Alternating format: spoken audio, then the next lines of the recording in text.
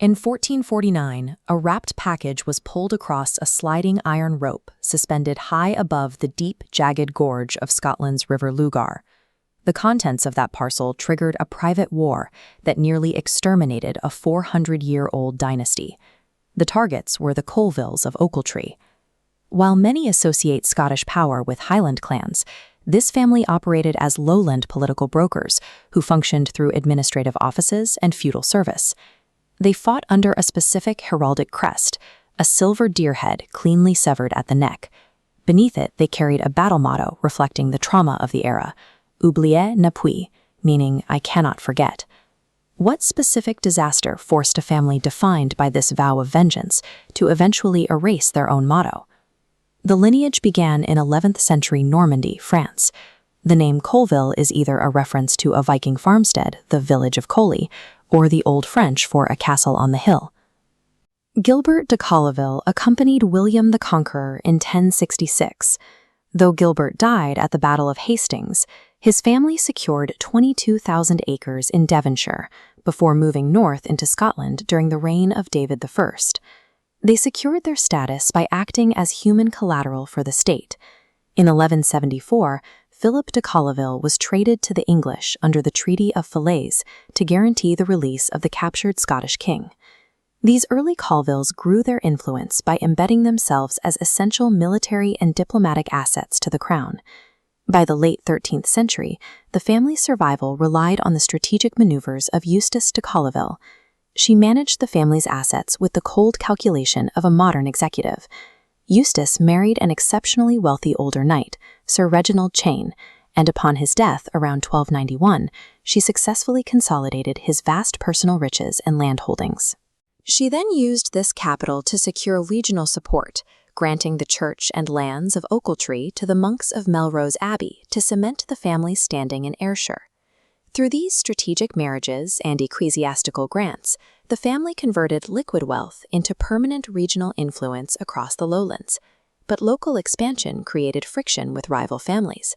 In 1449, the Colvilles were locked in a territorial dispute with their neighbors, the Auchinlecks. After a series of bitter property disagreements, the Laird of Auchinleck sent a final, insulting package across the iron rope that spanned the gorge between their castles. In response, Sir Richard Colville orchestrated an ambush.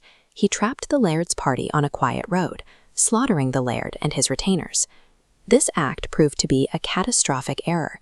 The murdered Laird was under the protection of the Earl of Douglas, the leader of the most powerful and violent noble house in Scotland. The Earl bypassed the legal system, mobilized a private army, and completely razed both Kinnaird and Ochiltree castles to the ground. The Colville garrisons were executed and their homes plundered. The destruction broke the family's regional power. Sir Richard was captured and executed at a local stream, fulfilling a local prophecy, pushing the bloodline to the edge of total collapse. In the decades following the massacre, the family changed their public identity. They abandoned the motto of the blood feud, replacing I cannot forget with the progressive Latin phrase, obliviscere and progredere, forget and go forward. They moved their base of operations, trading away their ruined lands to build Cleash Castle. From this new seat, they transitioned into state diplomacy, even providing refuge for Mary Queen of Scots after her escape from Loch Leven. This timeline charts their recovery from the 1449 collapse. They became fixtures of the British establishment, with the Honourable Charles Colville eventually commanding government troops at the Battle of Culloden in 1746. By discarding the cycle of retaliation and relocating their interests, the Colvilles integrated into the emerging British state and secured their long-term survival. Curious, yet some historical accounts suggest their recovery wasn't just a matter of politics. In the 1600s, Dr. Alexander Colville moved to Ulster and amassed a fortune so large and so sudden that it baffled his contemporaries. Because neighbors couldn't explain his wealth, rumors spread that the doctor had purchased Galgorm Castle through a literal pact with the devil, a story that persists in local Irish lore today.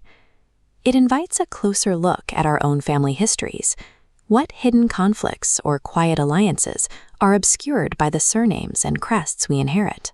The Colville legacy suggests that the families who endure are those capable of burying their old grievances to adapt to a new world.